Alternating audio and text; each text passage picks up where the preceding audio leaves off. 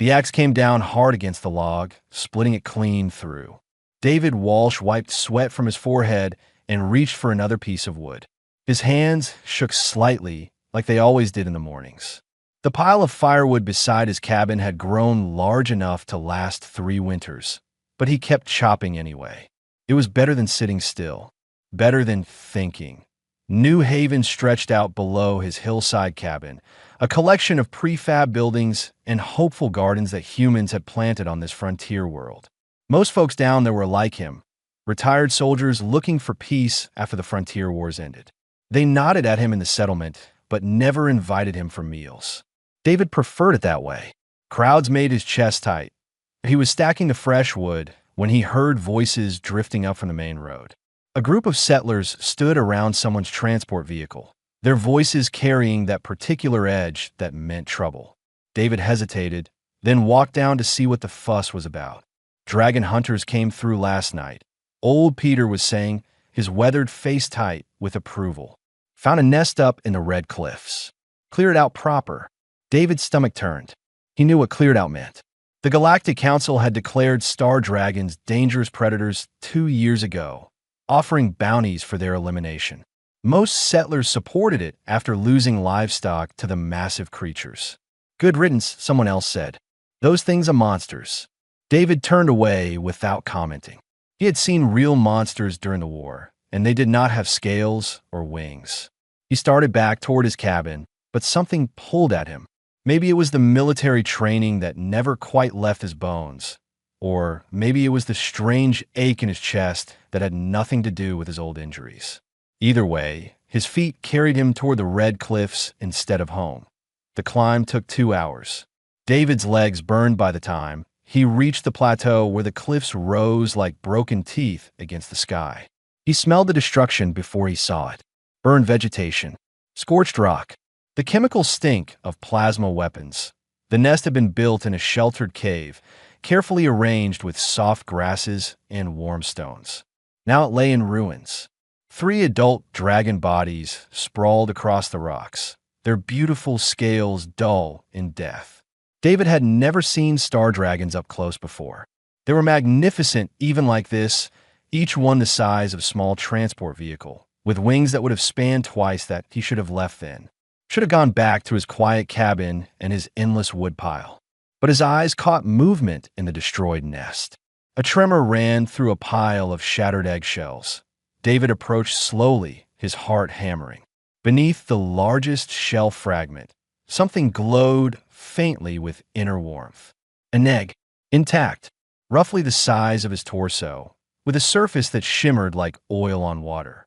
They missed one, he whispered. The egg pulsed with light, as if responding to his voice.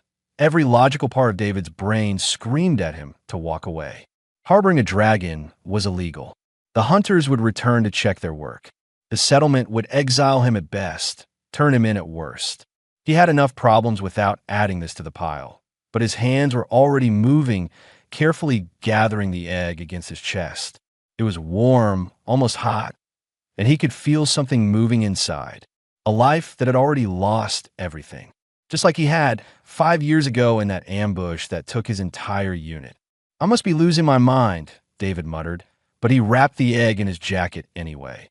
The trek back to his cabin took longer with the precious cargo. David kept to the forest trails, avoiding the main paths. By the time he reached home, the suns were setting, painting the sky in shades of purple and gold. He set the egg on his bed, surrounded by blankets to keep it warm. Then he sat in his old chair and stared at it, wondering what the hell he had just done. His service pistol hung on the wall, next to the medals he never looked at.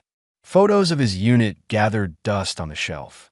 This cabin had been a tomb for 5 years, a place where he waited for time to pass. Now there was an egg glowing softly in his bed, and David felt something he had not experienced in a long time. It was not quite hope, more like purpose, or maybe just the stubborn human instinct to protect something small and helpless. The egg shifted, rocking slightly. A thin crack appeared along its surface. "Not yet," David said softly. "Not yet. I am not ready." But the crack spread anyway, glowing brighter. From inside came a sound, faint and melodic. It reminded David of wind chimes, or maybe a song he had forgotten. His hand stopped shaking for the first time all day. He pulled his chair closer to the bed and settled in a wait. Whatever was coming, whatever happened next, he would face it. The frontier wars had taught him many things, and one of them was this. Sometimes you did not choose your battles. Sometimes they chose you. The egg rocked again, and David Walsh, haunted veteran of New Haven Colony, waited for the life inside to break free. David jerked awake in his chair, heart pounding, the nightmare still clinging to his mind like smoke. In his dream, he had been back in the canyon, watching his unit die one by one while he lay pinned under debris, helpless and screaming. The same dream that had haunted him for 5 years. But something was different this time. A sound had pulled him out of it. Not an explosion or a scream, but something else. Something new. Crying teeth blinked in the darkness of his cabin, orienting himself. The egg. He had fallen asleep watching the egg. But now the blankets on his bed were moving, and that sound, that heartbreaking melodic crying, filled the room. David fumbled for the light switch. Warm yellow illumination flooded the cabin, and he saw her. The egg had hatched while he slept. Shell fragments lay scattered across the blankets, still glowing faintly. And in the center, no bigger than a house cat, crouched a baby dragon. She was the most beautiful thing David had ever seen. Her scales were silver blue, catching the light like moonlight on water. 2 small wings, translucent and delicate, pressed tight against her body. Her eyes were huge and golden, filled with tears that sparkled as they fell, and she was terrified. The baby dragon pressed herself into the corner of the bed, as far from David as she could get, crying that same haunting melody. He could see her whole body trembling. "Hey," David said softly, not moving from his chair. "Hey, it is okay." She cried harder, her small body shaking with sobs. The sound cut through David like a blade. He had heard a lot of terrible sounds in his life, but this was different. This was pure, innocent fear that David's military training kicked in before he even realized it. He recognized trauma response when he saw it. This little creature had felt her mother die, had been alone in that egg while hunters destroyed her entire family. Now, she was in a strange place with a strange creature looming over her. "Okay," David said, keeping his voice low and steady. "I'm going to move now, just backing up. See? I'm not going to hurt you." He stood slowly and moved to the other side of the room, putting as much distance between them as possible. Then he sat on the floor with his back against the wall, making himself small and unthreatening. The crying continued, but softer now. The baby dragon watched him with those enormous golden eyes, ready to bolt if he moved wrong. "You must be hungry," David said. "Let me think. What do dragons eat?" He had no idea. Slowly, telegraphing every movement, he stood and moved to his small kitchen area. The dragon's crying intensified when he moved, so he kept talking in that same calm voice he had once used with frightened civilians during the war. "I've got some dried meat here, and some fruit. Not sure which one you would like." He placed small portions of food on a plate and set it on the floor, then retreated to his wall again. The baby dragon watched him, but did not move toward the food. Her crying quieted to small hiccuping sounds that broke his heart. They stayed like that for hours. David sitting against the wall, speaking softly every now and then. The dragon curled in her corner, watching him with frightened eyes. Outside, the suns rose and morning light crept through the window. "I'm going to call you Star," David said eventually, "because that is what your kind is called. Star dragons. Is that okay?" The baby dragon blinked at him. Her crying had stopped, though she still trembled. "I know you were scared," David continued. "I get scared too. Every night, actually. I have bad dreams about things that happened a long time ago. About people I could not save." Star tilted her head slightly, still watching him. "But I'm going to keep you safe," David said, surprised by the conviction in his own voice. "I do not know how yet, but I will. That is a promise." The day passed slowly. David moved only when necessary, always slowly, always talking. He ate his own meals sitting against the wall. When he needed to use the bathroom, he announced it first and moved carefully. Star watched his every move, but never approached the food. Night came again. David's body ached from sitting on the hard floor, but he did not move to his bed. That was Star's space now. Instead, he grabbed a blanket and prepared to sleep against the wall. That was when Star made her first sound beyond crying. A small chirp, curious and uncertain. David looked over. Star had crept to the edge of the bed. She was looking at the plate of food he had left, then back at him. "Go ahead," he said gently. "It is yours." Star stretched her neck down, sniffed the dried meat, and took a tiny bite. Then another. She ate quickly, desperately, like she had been starving. When the plate was empty, she looked at David again and made another chirping sound. "More? Okay, just a moment." David prepared another small plate and set it down. This time, Star climbed off the bed and approached it, though she kept one eye on him the whole time. She ate this portion more slowly. When she finished, she sat there for a moment, looking at David. Then, in a movement that shocked him completely, she took 3 tentative steps toward him. David held his breath. Star came closer, her small clawed feet clicking softly on the floor. She stopped just out of arm's reach and sat down, watching him with those incredible golden eyes. "Hey there," David whispered. Star chirped again. Then, so slowly that David barely dared to breathe, she moved closer and pressed her small body against his outstretched hand. She was warm, almost hot, and her scales felt like smooth stones. David could feel her heartbeat racing like a small drum. He held perfectly still as Star curled up against his hand, her wings folding carefully against her sides. Within moments, she was asleep. David sat there, his hand going numb, his back screaming in protest, but he did not move. This tiny creature, who had every reason to fear and hate, had chosen to trust him. Something in his chest, something that had been frozen for 5 years, cracked open just a little. For the first time since the ambush, David Walsh felt like he might have a reason to face tomorrow. 3 weeks had changed everything and nothing at all. David stood in his kitchen, preparing breakfast while Star dozed on the rug near the fireplace. She had grown to the size of a large dog now, her silver blue scales gleaming in the morning light. The cabin felt smaller with her in it, but also more alive, more like a home than a hiding place. "Eggs?" David asked, and Star's head popped up immediately. She chirped twice, which David had learned meant yes. He scrambled the eggs and split them between 2 plates. Star padded over to the table, now comfortable enough to eat beside him rather than in a corner. She still startled at sudden noises, and sometimes David caught her staring at the door like she expected hunters to burst through. But mostly, she seemed content. What surprised David most was how she affected his nightmares. They still came, vivid and terrible, pulling him back to that canyon where his unit died. But now, when he woke up gasping and shaking, Star was always there. She would press against his side, warm and solid, and make a low humming sound that somehow calmed the panic in his chest. IT worked both ways. 2 nights ago, Star had woken crying from her own nightmare.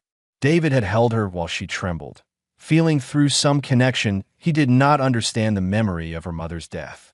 He had whispered to her until the crying stopped, until she fell back asleep with her head in his lap. "We are quite a pair," David said, watching Star demolish her eggs. 2 broken souls hiding from the world. Star looked up at him, and David swore he saw understanding in those golden eyes. Sometimes he wondered if she could sense his emotions. There were moments when she seemed to react to his feelings before he even fully processed them himself. But a knock at the door made them both freeze. David's hand instinctively went to the pistol at his hip. Star's scales rippled, small spines rising along her back in a defensive reflex she had only recently developed. "David? You in there?" The voice was familiar. Robert Shun, one of the few people from the settlement who still try to be friendly. David looked at Star and pointed to the back room. They had practiced this. Star moved quickly and quietly, disappearing into the small storage space David had converted into a hiding spot. He closed the door most of the way, leaving just a crack so she could breathe easily. Then he opened the front door. Robert stood on the porch, a broad-shouldered man with gray hair and laugh lines around his eyes. They had served in different units during the war, but had ended up in New Haven around the same time. Robert had adapted better, found a wife, built a life. He looked at David now with concern. "Morning," Robert said. "Mind if I come in?" "Sure." David stepped aside, hyper-aware of Star's empty food plate still on the table. He casually moved it to the sink. Robert settled into a chair and studied David carefully. "You look different." "Different how?" "Better. Healthier. You have been taking care of the place." Robert gestured around the cabin. He was right. David had cleaned properly for the first time in years, fixed a broken window, even organized his shelves. "What changed?" "Just felt like time to stop living like a hermit," David said, keeping his voice neutral. Robert nodded slowly. "Good. That is real good, David. But I came to warn you about something. Professional dragon hunters arrived in New Haven yesterday. Not the local bounty types. Real professionals with corporate backing and military-grade equipment." David's blood went cold. "Why?" "Their scanners picked up traces of dragon DNA in this region. They think there might be survivors from that nest they cleared out last month." Robert leaned forward. "David, they have authorization from the Galactic Council to search private property. They will be sweeping the area over the next few days." From a back room, David heard a small sound. Just a tiny chirp, quickly stifled. Robert's eyes flickered toward the door, but he did not comment. "I will keep an eye out," David said carefully. Robert stood, but he hesitated at the door. "You know you could trust me, right? If you ever needed help with anything." Their eyes met, and David saw that Robert knew, or at least suspected. "I know," David said quietly. "Thank you for the warning." After Robert left, David let Star out of the back room. She pressed against his legs, sensing his fear. "It is okay," he said, but his hand was shaking again. "We just need to be careful." That night, David could not sleep. He sat in his chair, watching Star sleep peacefully on her rug, and tried to think. Running was not an option. These hunters would have tracking equipment, satellite coverage, probably drones. They would find Star within days that he could turn her in. The thought made him sick, but he forced himself to consider it. Star would be killed or locked in some research facility. Either way, she would suffer, and David would be alone again, with nothing but his nightmares and his guilt. That was not happening. Around midnight, Star woke up, but this time something was wrong. She stood up slowly, her body rigid, and then she started crying. Not the frightened crying from when she first hatched, but something deeper and more anguished. David rushed to her side. "What is wrong? What is it?" Star's crying intensified. Her eyes were open but unfocused, like she was seeing something that was not there. David realized with a chill that she was having a nightmare while awake, trapped in some terrible memory. He knelt beside her and placed his hands on her scales. "Star, I am here. You are safe. Come back." But she kept crying, her whole body shaking. And then, impossibly, David heard words, not spoken aloud, but in his mind, carried on the melody of her crying. "Please chase my monsters away." The words hit David like a physical blow. They were not just sounds. They were a plea, a desperate cry from a child who had seen too much horror. Just like the cries he had ignored from his unit in that canyon, the calls for help he could not answer because he was pinned and broken. "I am here," David said fiercely, pulling Star close despite her spines. "I am here, and I'm not leaving. Your monsters are my monsters now. We will face them together." Star's crying began to quiet. Her eyes focused on David's face. "Together," David repeated. "You hear me? I failed my unit. I let them die while I hid under debris and did nothing. But I will not fail you. These hunters want to hurt you? They will have to go through me first." Star made a soft sound and pressed her head against David's chest. He held her, feeling her heartbeat slow to normal, feeling his own fear transform into something else. Something harder, more determined, that he had spent 5 years running from his trauma, hiding in this cabin, chopping wood to avoid thinking. But Star needed him. She had chosen to trust him despite every reason not to. And David Walsh, broken veteran with shaking hands and endless nightmares, was not going to let her down. When dawn came, David was still holding Star, but his mind was clear. The hunters were coming. Fine, let them come. He had training, experience, and something he had not felt in 5 years, that he had something worth protecting. The hunters arrived on a gray morning when the fog still clung to the valley. David watched them from his window.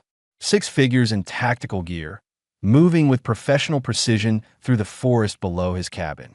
Their leader was a tall Centaurian, his 4 arms carrying an impressive array of scanning equipment.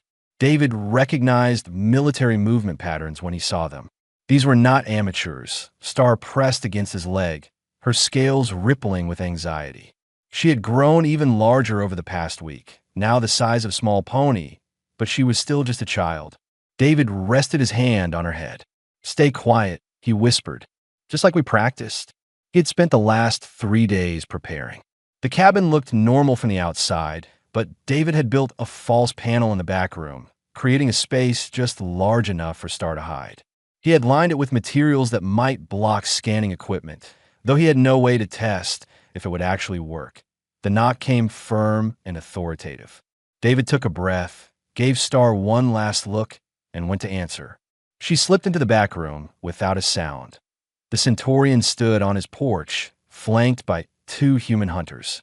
Up close, David could see the expensive gear, the confident stance of people who had never failed a hunt. "David Walsh." The Centaurian's voice was smooth, professional. "I am Krell. My team is conducting a sweep of this area under Galactic Council authorization.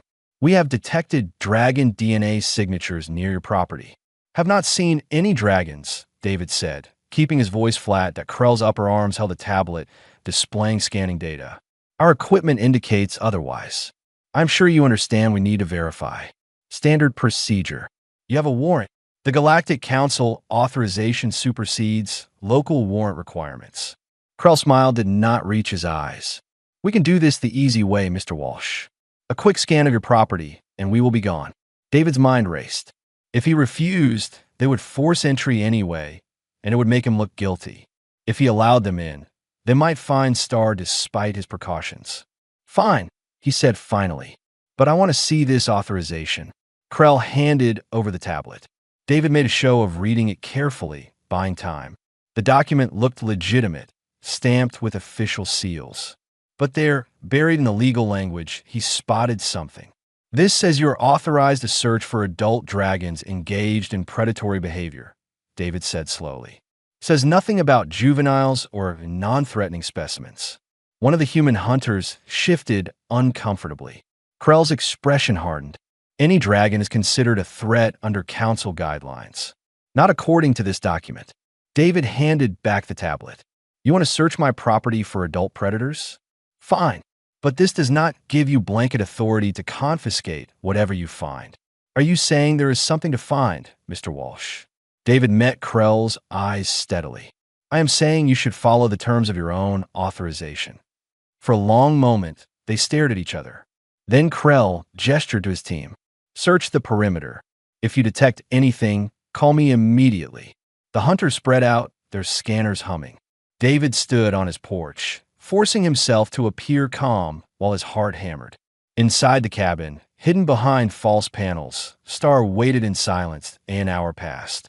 The hunters circled the cabin, scanning every meter. One of them approached the back wall, right where Star was hidden. David watched the scanner readings spike on the hunter's equipment.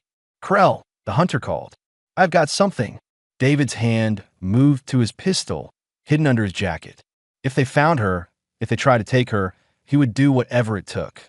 Krell strode over, studying the readings. Concentrated DNA signature. Recent activity. He looked at David. "You mind if we check inside that wall?" "I do mind, actually. That is where I store personal items. Va memorabilia.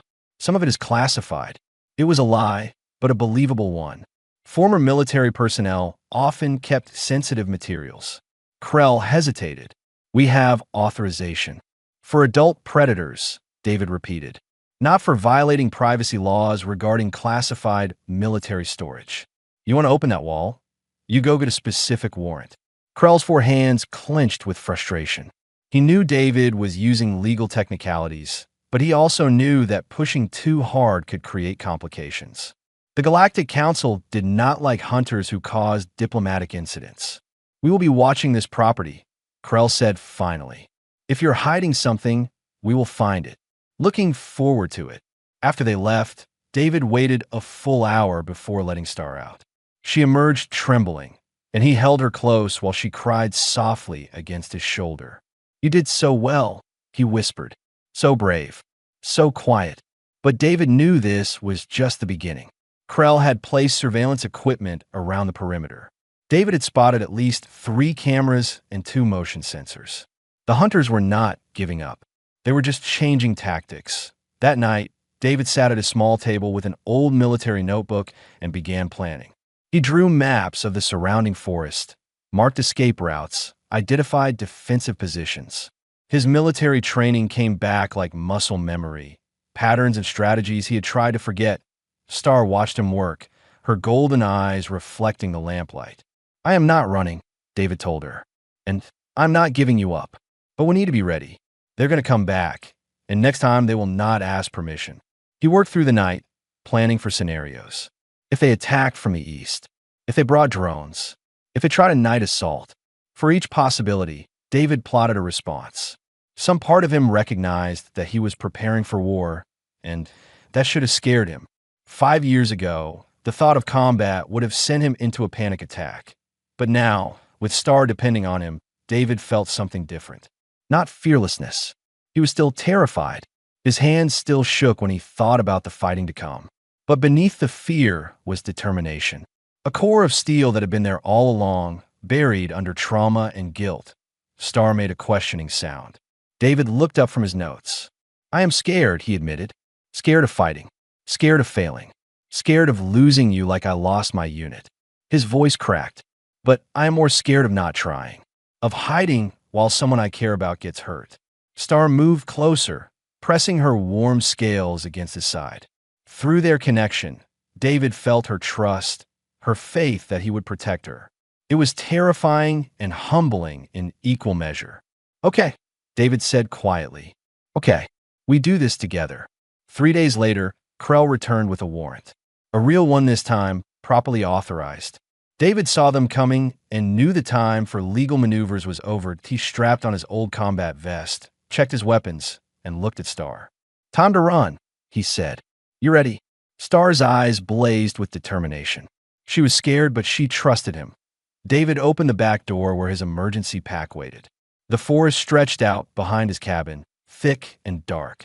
Somewhere out there, he had prepared positions, supplies, traps. Everything he needed to keep Star safe for as long as possible. The hunters reached his front door. David heard Krell announce their authority to enter. "Let us go," David whispered to Star. Together, they slipped into the forest as the hunters breached the cabin behind them. The forest swallowed them whole. David moved through the undergrowth with Star close behind, following paths he had scouted over the past week. Behind them, he heard shouts as the hunters discovered the empty cabin. They would be coming soon, armed and equipped with tracking technology David could barely imagine. His breath came fast, too fast. The forest around him started to blur. No, not now. Not the flashbacks. Not when Star needed him focused. But his mind was already slipping. The sounds of pursuit became weapons fire. The trees transformed into canyon walls. He was back there, pinned under debris, listening to his unit die while he did nothing. Star's warm body pressed against his leg, and he felt her fear spike. She senses panic. David forced himself to breathe, to count like the therapist had taught him years ago before he stopped going to sessions. 1, 2, 3. "I am okay," he whispered, more to convince himself than Star. "Keep moving." They reached the first cache David had prepared, hidden in a hollow tree. Inside was water, medical supplies, ammunition. David let Star drink while he checked his pistol. 6 hunters with military-grade equipment against 1 traumatized veteran and a baby dragon. The odds were terrible. A drone buzzed overhead. David pulled Star deeper into the thick canopy, cursing silently. They were mapping the area, hurting him. He knew these tactics. He had used them himself during the war. "This way," he said, leading Star toward rougher terrain where the drones would have trouble following. They climbed through rocky outcroppings as the suns climbed higher. Sweat soaked David's shirt. Star was breathing hard, not used to this kind of exertion. She stumbled on loose rocks, and David caught her, feeling how her scales had grown warmer. She was overheating. "Rest," he said, finding a sheltered spot between two large boulders. "Just for a moment." Star collapsed gratefully. David kept watch, his pistol ready. In the distance, he could see movement through the trees. The hunters were spreading out, systematic and patient. They knew he could not run forever. The memories came again, stronger this time. The ambush, the screaming, the terrible moment when he realized he could not save them. David's hands began to shake, the pistol wavering. Star made a small sound. Not crying, but a low humming that vibrated through David's chest. The same sound she made when comforting him from nightmares. She was trying to help, even though she was exhausted and scared. "I am supposed to be protecting you," David said, his voice breaking. Star pressed her head against his hand. Through their connection, he felt her emotions. Fear, yes, but also trust. She believed in him even when he did not believe in himself. A twig snapped nearby. David spun, pistol raised. One of the human hunters emerged from the trees, rifle ready. For a frozen moment, they stared at each other. "Krell," the hunter said into his calm, "I have got them." Grid Section 7. David did not hesitate. He fired twice, hitting the hunter's rifle and comm unit. The hunter dove for cover, returning fire. Plasma bolts scorched the rocks above David's head. "Run!" David shouted to Star. They bolted deeper into the forest. More hunters were coming now, drawn by the sound of weapons fire. David's tactical training warred with his panic. He knew he should set an ambush, use the terrain, think strategically. But all he could think about was his unit dying while he hid. Star cried out as a plasma bolt passed close to her wing. The sound snapped something in David. His vision tunneled. He was back in the canyon, watching his people fall, unable to help. Except this time, he could help. He could fight. David spun and fired at the pursuing hunter, driving them into cover. He grabbed a flashbang from his vest, one of the few pieces of military equipment he had kept. Threw it hard. The forest lit up with blinding light and sound. In the confusion, David led Star down a steep slope toward a narrow canyon. He had scouted this area. The hunters would have to funnel through a choke point. It was the same kind of terrain where his unit had died, but David knew how to use it now. Knew how to turn a trap into an advantage. They reached the canyon floor. David positioned Star behind a large rock, then took up position with a clear view of the approach. His hands were still shaking, but he forced them steady. Focus. Breathe. Protect. The hunters came carefully, weapons ready. 3 of them entering the canyon, scanning for traps. David let them get halfway through before he fired. Not to kill, but to disable. He hit scanners, communication devices, weapons. Military precision cutting through panic. One hunter went down with a shot to his knee. Another's weapon exploded as David's bullet found its power cell. The third dove behind rocks, pinned. Krell's voice echoed through the canyon. "Stand down, Walsh. You are only making this worse." David did not answer. He was watching the canyon rim, where he knew the other hunters would be positioning for a flanking shot. Sure enough, movement. He fired twice more, forcing them back, but his ammunition was running low. And the hunters had backup, resources, time. David had only desperation. Star's cry cut through his concentration. Not a cry of fear, but of pain. David turned and saw her scales rippling, small cracks of light appearing between them. She was changing, growing, responding to the danger. But too fast. It was hurting her. No, please," David whispered, abandoning his position to go to her. "Star, hold on." She looked at him with those golden eyes, and David felt her terror. Not of the hunters, of herself, of this transformation she could not control. More weapons fire. A plasma bolt hit close enough that David felt the heat. The hunters were advancing, sensing weakness. David crouched over Star, sheltering her with his own body. This was it, the moment from his nightmares. The moment he failed to protect someone who trusted him. Except Star was not dying. She was changing. Light burst from her scales, bright enough to blind. David felt heat like standing next to his son. When his vision cleared, Star had grown to twice her previous size. The small spines along her back had become proper defensive ridges. Her scales had hardened into something like armor, and she was angry. The star's roar shook the canyon. It was not the cry of a baby anymore, but something primal and fierce. The hunters fell back, their weapons lowering in shock, but David saw what they did not. Star was terrified of her own power, trembling despite her new size. She looked at him with desperate eyes, and he heard her voice in his mind again. Please, chase them away. Chase my monsters. She was not asking him to fight the hunters. She was asking him to fight her fear, to help her face this transformation. David stood, placing himself between Star and the hunters. His pistol was nearly empty. His body ached. The memories still clawed at his mind, trying to pull him back to that canyon where he failed. But Star needed him, and David Walsh was done running from his darkness. Together, he said to Star, feeling her presence in his mind. We chased them away together. The hunters advanced. David raised his pistol for what might be his last stand. And beside him, Star prepared to face her first real fight. David's last bullet hit Krell's scanner, shattering it into sparks. The Centaurian snarled and raised his rifle, but Star moved faster than David had ever seen her move.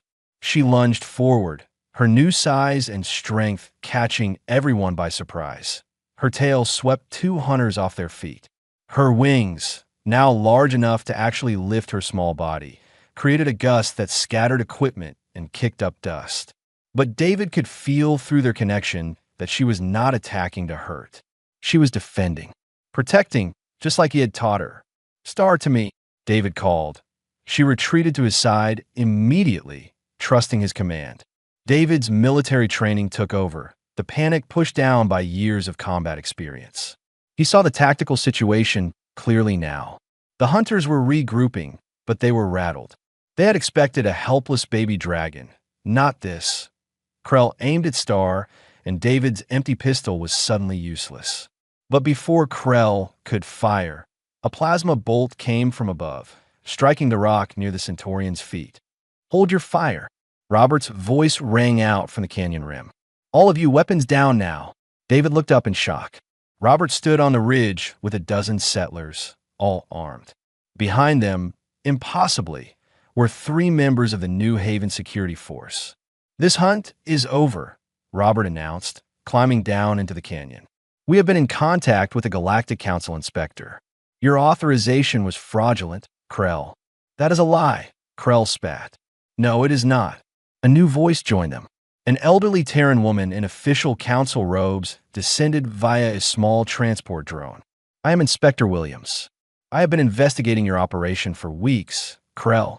You have been falsifying authorizations, hunting protected specimens, and selling dragon DNA on black markets. David's mind struggled to process what was happening. Star pressed against him, still trembling from her transformation. The baby dragon is no threat, Robert said, looking at David. You called me, remember? 4 days ago, when you knew the hunters were coming. You asked me to contact someone who could help. David blinked. He had made that call in desperation, not believing anything would come of it. He had been preparing to fight and die to protect Star, convinced there was no other way. Inspector Williams approached slowly, her hands visible and empty. May I see the dragon? David's instinct was to refuse, but Star made a small, curious sound. She stepped forward cautiously, and the inspector smiled. Remarkable, Williams said softly. This is one of the star dragon young from the Red Cliff nest? Yes? We received reports that all eggs were destroyed. They missed one, David said, his voice rough. And you saved her, fed her, protected her. Williams looked at David with something like respect. Star dragons are not predators, Mr. Walsh. They are highly intelligent, empathic creatures. The council classified them incorrectly based on falsified reports from hunters who wanted to profit from their extinction. She pulled out a tablet, showing David official documents. New classifications. Protection orders. Star dragons were now listed as an endangered sentient species. Hunting them was illegal. Harming them carried serious penalties. This cannot be real, David whispered. It is very real, and it happened because of you. Williams gestured to Krell and his team. When Robert contacted my office about your situation, we accelerated our investigation. Krell's false authorization gave us the evidence we needed to move publicly. Krell and his hunters were being surrounded by settlement security. The Centaurian's 4 arms were raised in reluctant surrender, his expression twisted with rage. David sank to his knees, the adrenaline leaving his body all at once. Star immediately pressed against him, concerned. He wrapped his arms around her, feeling her solid presence, her warmth. "You are safe," he whispered. "We are both safe." Inspector Williams knelt beside them. "Mr. Walsh, the Council would like to offer you official guardianship of this dragon. She has bonded with you, and separating you now would cause harm to you both. Are you willing to accept this responsibility?" David looked into Star's golden eyes. She looked back, and he felt her emotions through their connection. Trust, affection, hope. "Yes," he said. "Yes, I will protect her." "Then it is done." Williams stood and addressed the gathered crowd. "This property is now registered as a protected sanctuary. Anyone attempting to harm this dragon will face council prosecution." The next hours passed in a blur. Official documents were signed. Krell and his team were taken into custody. Settlers who had come to help congratulated David awkwardly, clearly unsure what to make of the situation. As the sun set, David and Star finally returned to the cabin. It was a mess from the hunter's search, but it was home. David started cleaning while Star curled up in her usual spot by the fireplace, exhausted from the day's events. "We did it," David said, sitting beside her. "We actually survived." Star made a soft humming sound, the one that meant contentment. David stroked her scales, marveling at how much she had grown. She was the size of a large pony now, and she would keep growing. Someday she would be as large as her mother had been, but she would always be the scared baby who had trusted a broken veteran. That night, David's nightmares came as they always did. The canyon, the ambush, his unit dying while he lay helpless. But this time, something was different. In the dream, when the explosions came and the screaming started, David stood up. He fought back. He saved them that it was just a dream, a fantasy. In reality, his unit was gone and nothing could change that. But when David woke, Star was there. She was looking at him with those wise golden eyes, and he felt her understanding. She had nightmares too. She had lost her family too. But they had found each other in their darkness. "We chased the monsters away together," David whispered, repeating the promise he had made. "That is what we do." Star hummed in agreement. Over the following weeks, more changes came. Inspector Williams arranged for the cabin to become an official sanctuary and research station. Scientists wanted to study star dragons, to understand them. David agreed, as long as Star was never treated as a specimen, but as a person. Robert visited often, bringing his wife and children. Other settlers began to stop by, curious about the dragon. Some were former soldiers like David, drawn by something they recognized in his story. The need to protect, the struggle with trauma. The search for Purpose Point 1 veteran, a woman named Patricia who had lost her legs in the war, asked if she could volunteer at the sanctuary. Then another came, and another. Soon David's lonely cabin had become a community of broken people finding healing through caring for Star. Star thrived. She grew larger and stronger, her intelligence becoming more obvious every day. She learned to understand human speech, though she could not speak it. Instead, she communicated through her telepathic connection with David, and increasingly with others who spent time with her. 6 months after that desperate chase through the forest, David stood on his porch watching Star play with a group of children from the settlement. She was gentle with them, careful of her size and strength. She made them laugh with her antics, let them climb on her back. "You have built something special here," Robert said, joining David on the porch. "We built it," David corrected. "All of us. But you started it. You chose to save her when you could have walked away." David thought about that, about the choice he had made to take that egg from the destroyed nest. It had seemed like madness at the time. Maybe it had been. "She saved me too," David said quietly. "I was drowning in my trauma, waiting to die. Star gave me a reason to fight, to live." Star noticed them talking and trotted over, the children laughing as they clung to her back. She had grown to the size of a small transport vehicle now, her silver blue scales magnificent in the sunlight. She lowered her head so David could scratch behind her ears. Through their bond, he felt her contentment, her happiness, and underneath, always, the trust that he would keep her safe. That night, as David prepared for bed, Star settled beside his cabin. She was too large to fit inside anymore, but she liked to sleep close. David opened his window so they could see each other. "Good night, Star," he said. She made her humming sound, the one that meant love and safety and home. David lay down, and for the first time in 6 years, he fell asleep without dreading the nightmares. They would come, probably. His trauma was not cured, might never be fully cured, but he had learned to face it, to walk through the darkness instead of hiding from it. And he had Star. They chased each other's monsters away, just like they had promised, together.